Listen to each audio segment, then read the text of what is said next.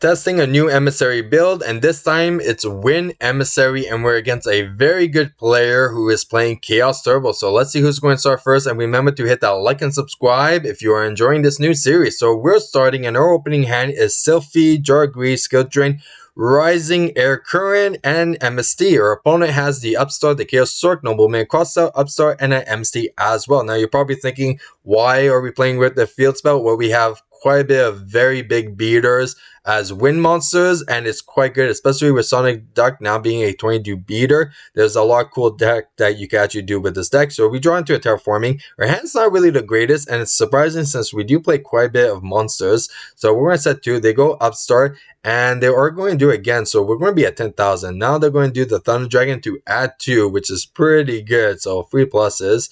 And they're going to go and set 2. We're going to go MSC blindly on 1, and then we're going to draw. And next we are going to go draw, get our emissary. So we are all set with our main board. So now we're going to swing for 16 and nothing happens to him. So we're going to set 1 and then pass. Now we're going to go and draw into return because there's some pro plays that we could do in this deck.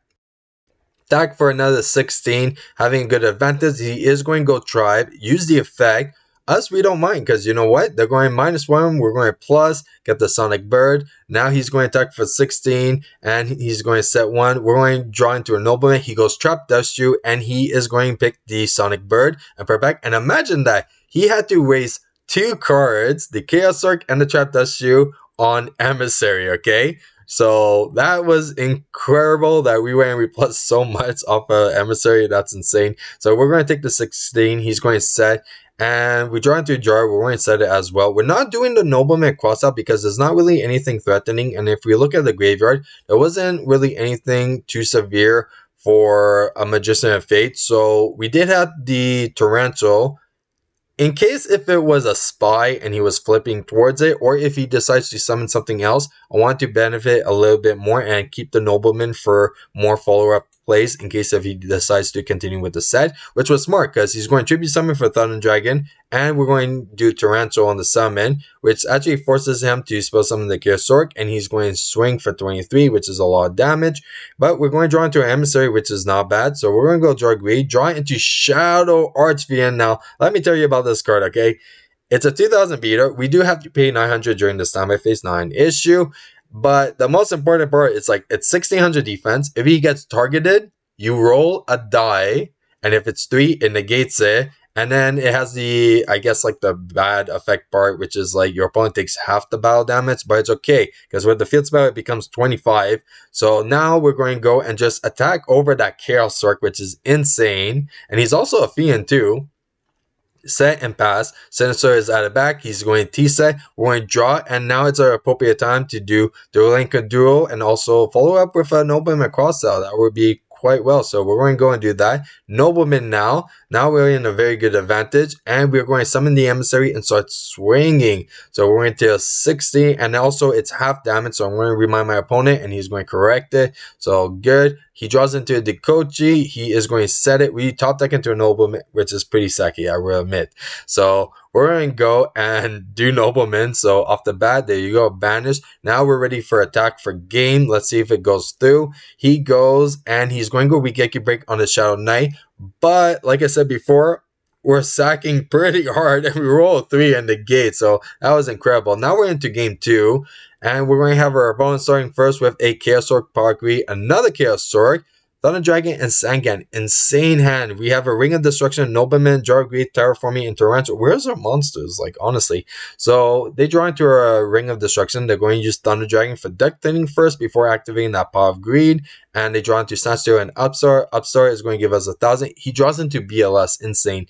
Summons the Sangan, then sets, and then pass. We're going to go Terraforming pretty much just to do deck thinning, and then we're just going to set 3 and pass. They draw into Night Sailing, which is good. He's going to Tribute Summon, so now he has access to all his Chaos monsters. He's going to swing for 16. I want to do Ring of Destruction because if he decides for the next following turn to just attack and not summon anything, he could just keep on poking with that 16. So just to save on life, we did a ring now. So he's going to set 1. We have Delinquent Duel, not bad. What can we possibly snipe? Maybe something good. Let's see. It's going to be that BLS So we're sacking in this as well. Now Jar gets Skill Drain. Yes, we also play Skill Drain because it's actually extremely good. Since we don't really have on-field monster effects, so we could benefit quite a bit. And especially we have high beaters. So Breaker is going to come out.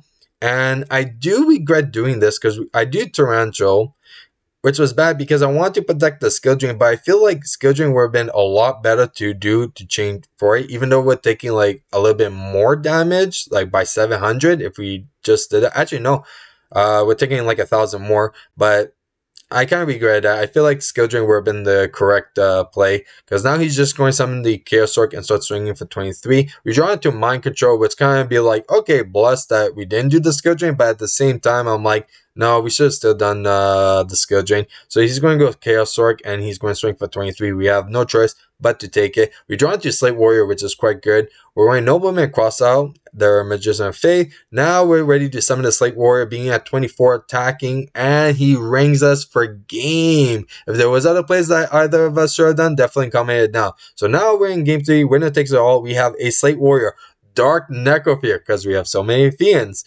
Emissary, Graceful Charity, and a Jar. Our opponent has Thunder Dragon, Gravekeeper Spy, Thunder Dragon, Dekochi, and Gravekeeper Spy. Horrible hand, so he bricked very hard. We draw into Premature, not bad. We're going to go Emissary, set, and then pass. He goes Thunder Dragon, gain the remaining Thunder Dragon, and then he is going to go and T-set and pass. We draw into Duel, which is quite good. Now, Slate Warrior is going to swing, and it is a Spy. Now, that is not the greatest, so we're going to go take some damage. Now, we're going to go Jar. We get Terraforming. Good. Now, we have a possible way to actually run over those Spies. So, we're going to go Sonic Bird, start swinging. Then, he's going to go Rigeki Break. And, oh, we're going to take some damage, but it's okay. Sonic Bird's going to attack the set, the Kochi, which is going to still let him draw, which is a Graceful Charity. And now we're going to go Duel. So we're going to go and discard the Graceful Charity. And then he's going to discard as well. And then we're going to pass. So Mirror Force is drawn. We're going to draw into an MSD. We could definitely use it. So there we go. And now we're going to go Graceful Charity, get Emissary, Power Greed, and Necrofear. And to be honest, I kind of wish I kept the Necrofear and just keep it at 2. But we had Premature, so yeah, so Power of Greed is going to go and we get Shadow Knight, which is not bad. So we just need one more Fiend in the graveyard so we can summon it. He draws into Trap Dustshoe, which he's going to use and bounce back the Dark Necrofear because he does not want us to start spamming it and attacking over those Spies. So that is a big issue. We're going to go and set 2, and then they go Jar. They draw into Duel and then Night Assailant. Duel is going to get rid of our Premature and a Shadow, so we can't really do much. So we get our Selfie, which is quite good. So now Jar is going to let us draw 1. Next, we could just pass, and it looks like they're going to set. We get Shadow Knight, which is quite good. So at this point, I thought it was a good idea to do the flip summon, then Torrential, since Emissary is also going to let us add. So we're going to add the Sonic Duck. Now we are going to go and normal the Sonic Duck and spell summon the Selfie and attack with both. So I feel like pretty safe in this situation. So MSD is drawn and getting rid of her Mirror Force.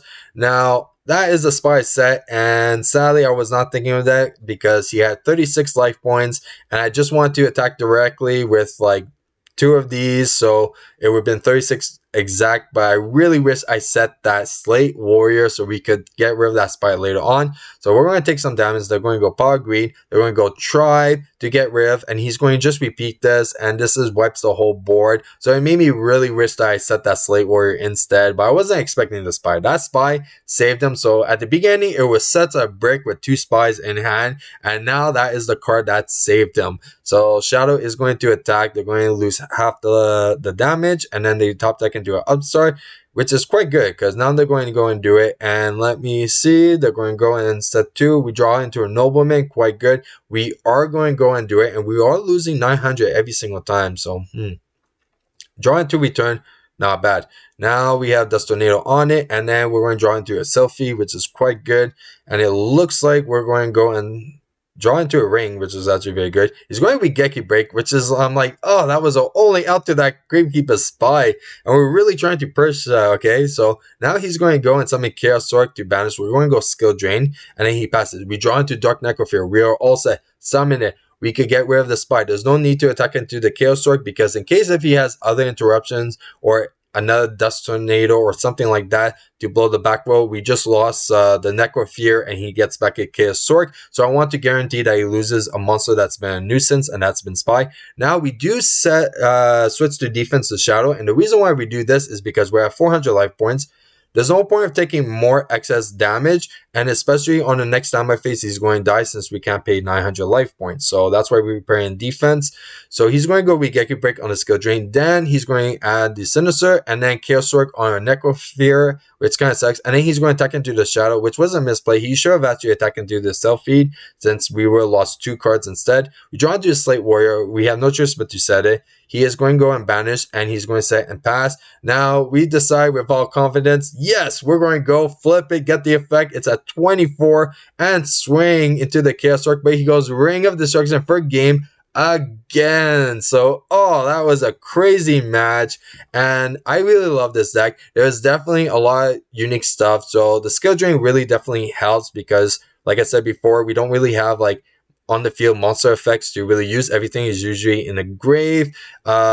Return is very nice because we have quite a bit of stuff that could like banish. So we have Self Feed that could banish a lot of the wind monsters, which is also Fiend, which is why the Dark Necrofear is in the deck, because we could actually go and banish quite a bit and bring everything back. So it's been a really fun deck. I'm enjoying it a lot.